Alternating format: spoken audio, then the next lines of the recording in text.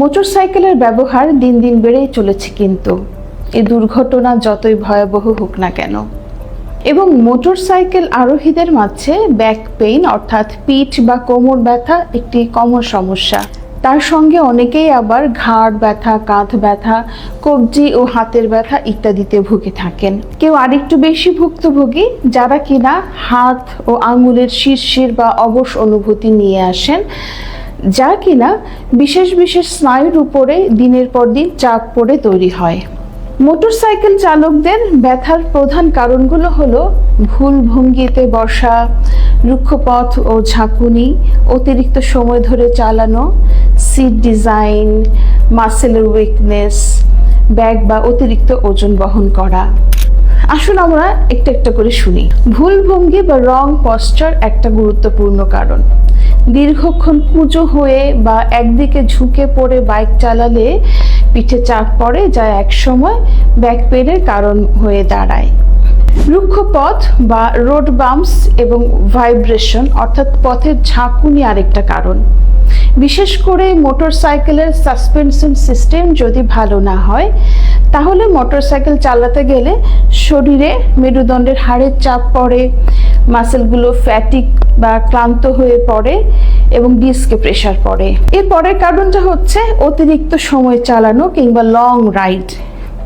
Break না নিয়ে একটানা দীর্ঘক্ষণ চালালেও কিন্তু ব্যাক পেইন হয়।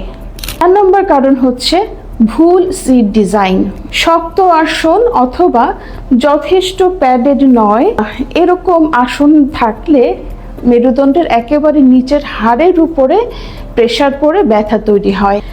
এবং বসবার সিটের সাথে হ্যান্ডেলের উচ্চতার অসামঞ্জস্য হলে দেহের ভারসাম্য থাকে না। এক্ষেত্রেও ব্যাক পেইনের পাশাপাশি শোল্ডার পেইন, কনুই পেইন, রিস্ট এবং হ্যান্ড পেইন তৈরি হতে পারে। 5 নাম্বার হচ্ছে শরীরের কোর মাসেলসের উইকনেস। মেরুদণ্ড বা শির দ্বারা এবং এর আশেপাশের কিছু মাসেলকে আমরা বলি কোর মাসেলস।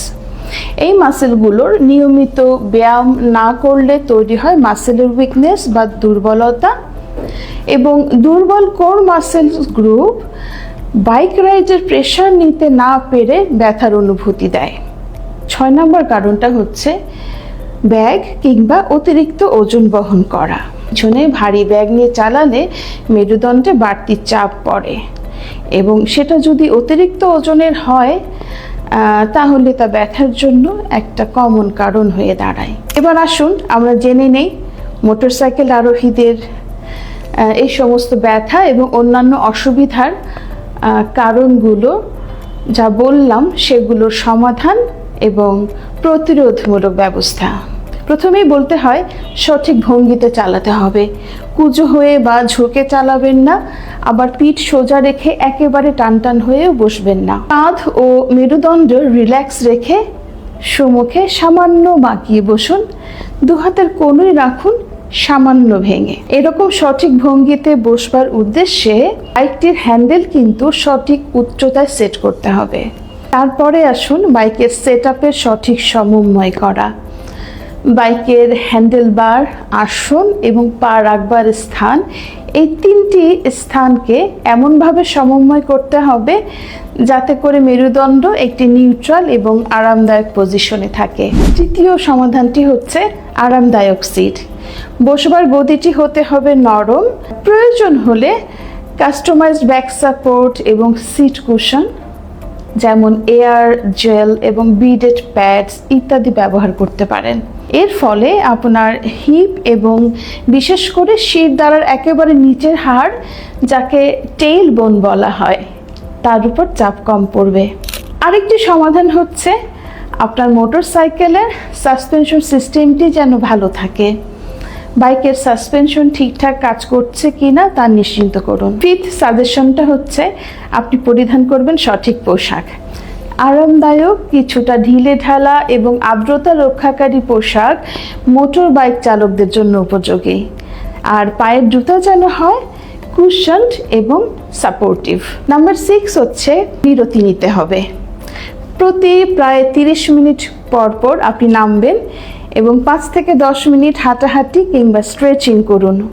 ঝুঁকে পায়ের আঙুল স্পর্শ করা অথবা পাশে বাঁকা হওয়া, ইত্যাদি সিম্পল স্ট্রেচিং মাংসপেশি টাইটেনেস দূর করতে পারে এবং রক্ত সঞ্চালন ভালো করে। আরেকটি সাজেশন হচ্ছে আপনি অবশ্যই হাইড্রেটেড থাকবেন। পর্যাপ্ত পানি এবং অন্যান্য তরল খেয়ে হাইড্রেটেড যদি থাকেন তাহলে পানি এবং ইলেকট্রোলাইটসের অভাবজনিত মাসেল স্টিফনেস বা ক্র্যাম্পে কষ্ট পাবেন না। আর হ্যাঁ, আরেকটি গুরুত্বপূর্ণ সাজেশন হচ্ছে ব্যায়াম করবেন। নিয়মিত স্ট্রেচিং এবং স্ট্রেংথেনিং না করলে আপনার মাসেল দুর্বল হয়ে পড়বে। আপনি দৈনন্দিনের তালিকায় রাখতে পারেন plank, leg raise, bicycle crunches, isometric back, isometric abdominal exercise এবং এয়ারোবিক এক্সারসাইজ ও ইয়োগার মতো সহজ সহজ কিছু উপায়। 9 নম্বর হচ্ছে অবশ্যই বাইকের ওজন এবং ভারসাম্য রক্ষা করবেন। অতিরিক্ত ওজন এবং ভারসাম্যহীনভাবে ব্যাগ বহন করবেন না। অতিরিক্ত ওজন বহন অ্যাভয়েড করার জন্য বাইকে ব্যাগ মার্কার রাখুন। প্রিয় বন্ধুরা, যে সমাধান বা ব্যবস্থাগুলো বললাম আশা করি সেগুলো আপনারা ফলো করবেন। আমার বলা সমাধানগুলোর পাশাপাশি আপনাদের মনে যদি আর কোনো সমাধান এসে থাকে আপনারা কমেন্টে জানাতে পারেন। এই পেজের ফলোয়াররা তাতে আরও বেশি উপকৃত হবে।